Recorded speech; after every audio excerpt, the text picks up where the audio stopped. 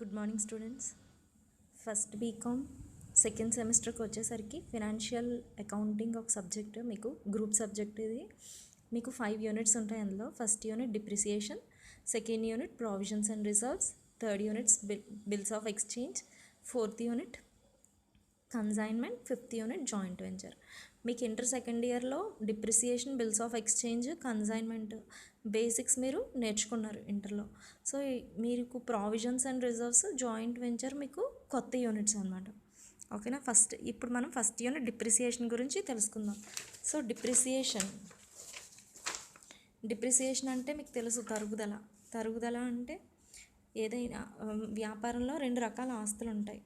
ఒకటి స్థిరాస్తులు, ఇంకొకటి చరాస్తులు. స్థిరాస్తులు అంటే భూమి, భవనాలు, ప్లాంట్, యంత్రాలు, ఫర్నిచర్, ఇవన్నీ స్థిరాస్తులు. సో స్థిరాస్తుల వాల్యూ ఏమవుతుంది, అవి వాడే కొద్దీ వాటి విలువ అనేది తరిగిపోతూ ఉంటుందన్నమాట. దాన్నే మనం డిప్రిసియేషన్ అని అంటాం. డిప్రిసియేషన్ అంటే gradual reduction in the value of fixed assets. స్థిరాస్తుల విలువ గణనీయంగా తగ్గిపోతూ ఉంటుంది. ఆ తగ్గిపోయే విలువనే మనం తరుగుదల అని పిలుస్తాం అనమాట. సో ఈ డిప్రిసియేషన్ అనే వర్డ్ లాటిన్ నుంచి డిరైవ్ అయింది. లాటిన్ వర్డ్ డిప్రీటియం అనే లాటిన్ వర్డ్ నుంచి వచ్చింది. డి అంటే డిక్లైన్, ప్రీటియం అంటే ప్రైస్. ధర, వాల్యూ తగ్గిపోవడాన్ని మనం డిప్రిసియేషన్ అని పిలుస్తాం అనమాట. సో ఎందుకు ఈ డిప్రిసియేషన్, తరుగుదల ఎందుకు వస్తుంది అంటే దాన్ని యూజ్ చేయడం వల్ల తరుగుదల సంభవిస్తుంది అనమాట. నెక్స్ట్ ఫిజికల్ ఫోర్సెస్, మనం యూజ్ చేయకుండా దాన్ని బయట వదిలేసిన, అంటే గాలికి, ఎండకి, వానకి అలా బయట వదిలేయడం వల్ల కూడా దాని విలువ ఏమవుతుంది, తగ్గిపోతూ ఉంటుంది. నెక్స్ట్ అబ్సోలెన్స్, లుప్తత అని అంటారు. లుప్తత వల్ల కూడా దాని విలువ తగ్గిపోతుంది. లుప్తత అంటే అవుట్డేట్ అయిపోవడం అనమాట. టెక్నాలజీ మారిపోతే కనుక, సో ఒకవేళ మనం ఒక ఫ్యాక్టరీలో మెషిన్ ఇన్స్టాల్ చేసిన కొన్ని సంవత్సరాలకి ఆ టెక్నాలజీ అవుట్డేట్ అయిపోయినప్పుడు ఆ మెషిన్ తీసి కొత్త మెషిన్ ఇన్స్టాల్ చేయవలసి వస్తుంది. సో ఇది ఒక రీజన్ అనమాట. డిప్రిసియేషన్కి లుప్తత అనేది కూడా ఒక రీజన్. అవుట్డేట్ అయిపోవడం అనమాట, టెక్నాలజీ అవుట్డేట్ అయిపోవడం కూడా ఒక రీజన్. నెక్స్ట్ యాక్సిడెంట్స్ వల్ల, ఫైర్ యాక్సిడెంట్స్, ఎర్త్క్వేక్స్, ఫ్లడ్స్ వల్ల కూడా ఆస్తి యొక్క విలువ తగ్గిపోతుంది. కాకపోతే ఈ యాక్సిడెంట్స్ వల్ల వచ్చేటటువంటి నష్టం పర్మనెంట్ లాస్. డిప్లీషన్ అంటే తగ్గిపోతూ ఉంటుందన్నమాట. అంటే నిల్వలు తగ్గిపోతాయి.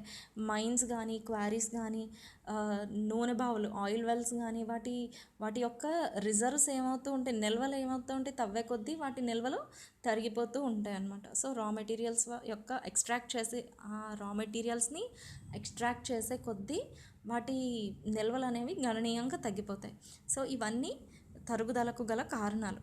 సో మీకు 5 మార్క్స్లో ఈ తరుగుదలకు గల కారణాలను కూడా అడగచ్చు. Causes of depreciation, meaning of depreciation, causes of depreciation మీకు చాలా ఇంపార్టెంట్. నెక్స్ట్ ఈ డిప్రిసియేషన్ని లెక్క కట్టవలసిన అవసరం ఏముంది, నీడ్ ఫర్ డిప్రిసియేషన్.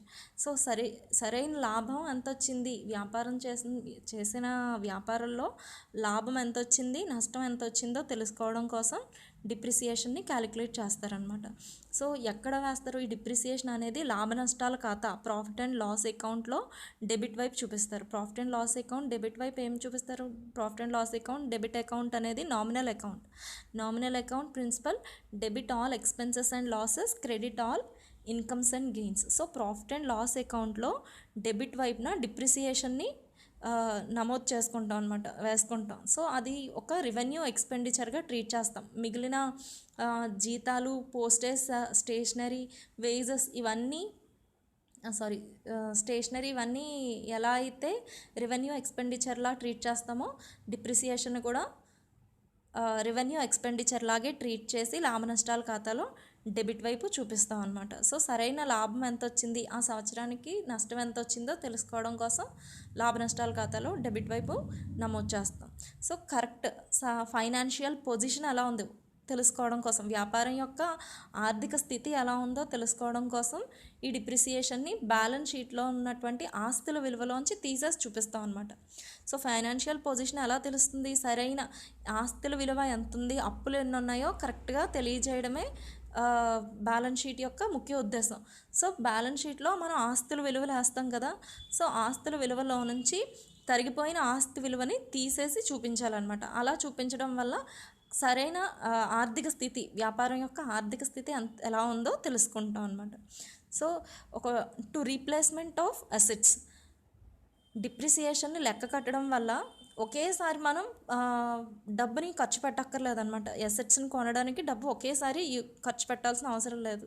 లక్షలు పెట్టి వ్యాపారం కోసం మెషిన్స్ని కానీ స్థిరాస్తుల్ని కొనుగోలు చేయడం జరుగుతుంది. ఒకవేళ ఆ ఆస్తులు తరిగిపోయినప్పుడు ఒకేసారి అంత డబ్బు పెట్టాలంటే చాలా కష్టమైన విషయం అనమాట. సో అలా కొత్త మెషిన్ కొనాలనుకున్నప్పుడు డిప్రిసియేషన్, ప్రతి సంవత్సరం ఆస్తి విలువ ఎంత తగ్గిపోతుందో ఆ అమౌంట్ని ఒక చోట అక్యూములేట్ చేస్తారనమాట. సో ఆ అక్యూములేట్ చేసిన అమౌంట్తో కొత్త అసెట్ని రీప్లేస్ చేయడానికి ఆ డబ్బుని యూజ్ చేస్తారు. సో డిప్రిసియేషన్ క్యాలిక్యులేట్ చేయడం వల్ల ఒకేసారి ఫండ్స్ని ఒకేసారి డబ్బు ఖర్చు పెట్టక్కర్లేకుండా కొంత అమౌంట్ని పక్కన పెడుతూ ఉంటారు.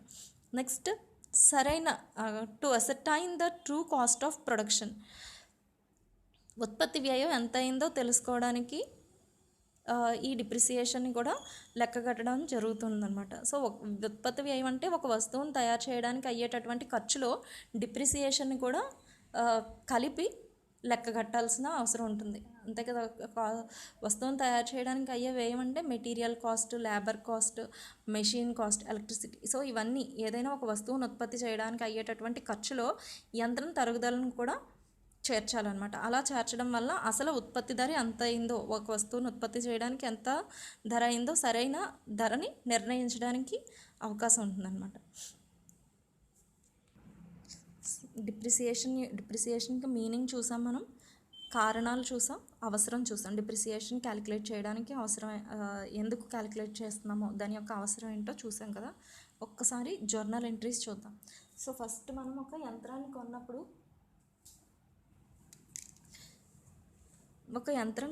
మనం ఎంట్రీ ఎలా రాస్తాం? సో ఒక ఆస్తిని కానీ లేదా ఒక ఆస్తిని కొన్నప్పుడు మనం ఫర్ ఎగ్జాంపుల్ మెషిన్ కొన్నాం. So machinery account data to, మనం క్యాష్ ఇస్తే క్యాష్ అని రాస్తాం, చెక్ ఇస్తే బ్యాంక్ అని రాసుకోవాలి. Machinery account data to cash or bank account.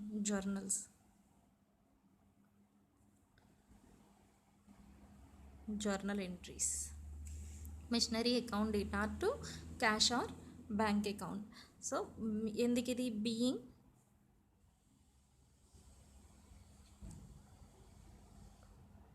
Purchased machinery, యంత్రం కొనుగోలు చేసినందున. నెక్స్ట్, యంత్రం కొనుగోలు చేసిన తర్వాత దాన్ని సంవత్సరం అంతా యూజ్ చేసేటప్పటికి దాని వాల్యూ ఏమవుతుంది? డిప్రిసియేట్ అయిపోతుంది. సో డిప్రిసియేషన్ అనేది ఖర్చుల్ని నష్టాలని మనం డెబిట్ చేయాలి. నామినల్ అకౌంట్ ప్రిన్సిపల్ ప్రకారం debit all expenses and losses. So డిప్రిసియేషన్ని డిప్రిసియేషన్ డెబిట్ చేస్తున్నాం అనమాట. డిప్రిసియేషన్ అకౌంట్ డేటా దేని మీద వచ్చింది? తరుగుదల, యంత్రం మీద, కాబట్టి to machinery account.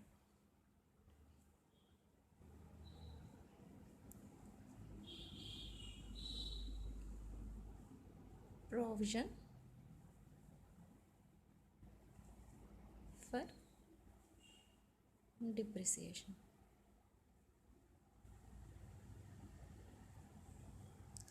Next,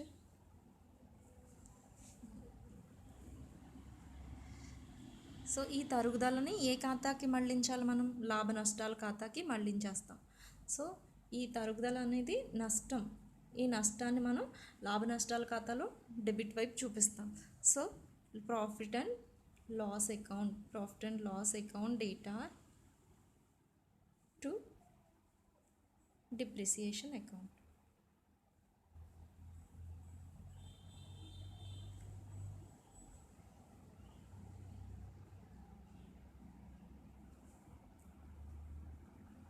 being profit and loss transferred, being depreciation transferred to profit and loss account.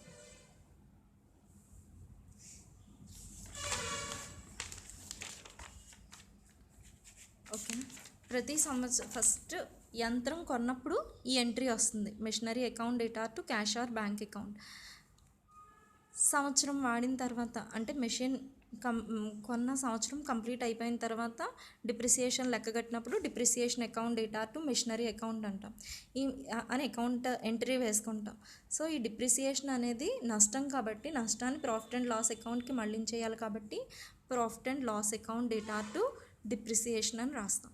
So ప్రతి ప్రతి ఇయర్ ఎండింగ్కి ఈ 2 ఎంట్రీస్ కంపల్సరీగా వస్తాయి అన్నమాట డిప్రిసియేషన్ అకౌంట్. ఎందుకంటే ప్రతి సంవత్సరం మనం యంత్రాన్ని యూజ్ చేస్తాం, యంత్రం యూజ్ చేసిన ప్రతిసారి యంత్రం తరిగిపోతూ ఉంటుంది. సో కాబట్టి ఎన్ని సంవత్సరాలు అంటే యంత్రాన్ని అమ్మే వరకు కూడా ఈ 2 అకౌంట్స్ కంపల్సరీగా వస్తాయి అన్నమాట, 2 ఎంట్రీస్ కంపల్సరీగా వస్తాయి. నెక్స్ట్ ఒకవేళ మనం యంత్రాన్ని అమ్మేసినప్పుడు యంత్రం కొన్నప్పుడు ఏమని రాస్తున్నాం, యంత్రం ఖాతా టు నగదు ఖాతా అని రాస్తున్నాం. యంత్రం అమ్మితే మనకి ఏమొస్తుంది, క్యాష్ వస్తుంది, వచ్చే ఆస్తిని డెబిట్ చేయాలి. So cash account data to machinery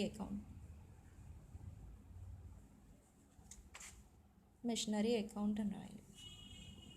bank or cash account data to, ఒకవేళ చెక్ ఇస్తే బ్యాంక్ అని రాసుకోవాలి, క్యాష్ ఇస్తే కనుక నగదు ఇచ్చేస్తే కనుక క్యాష్ అని రాస్తాం. Cash or bank account data to machinery account. So యంత్రం అమ్మడం వల్ల ప్రాఫిట్ వస్తే కనుక machinery account data to profit and loss account.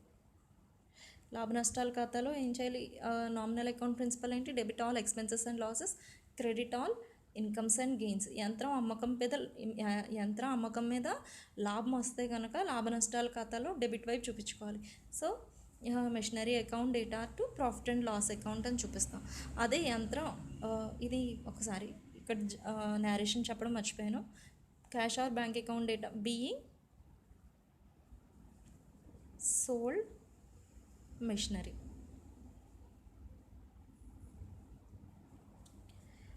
ఇక్కడ మనం యంత్రం అమ్మినప్పుడు మనకి లాభం వచ్చిందా నష్టం వచ్చిందా అనేది, సో లాభాన్ని మనం లాభ నష్టాల ఖాతాకి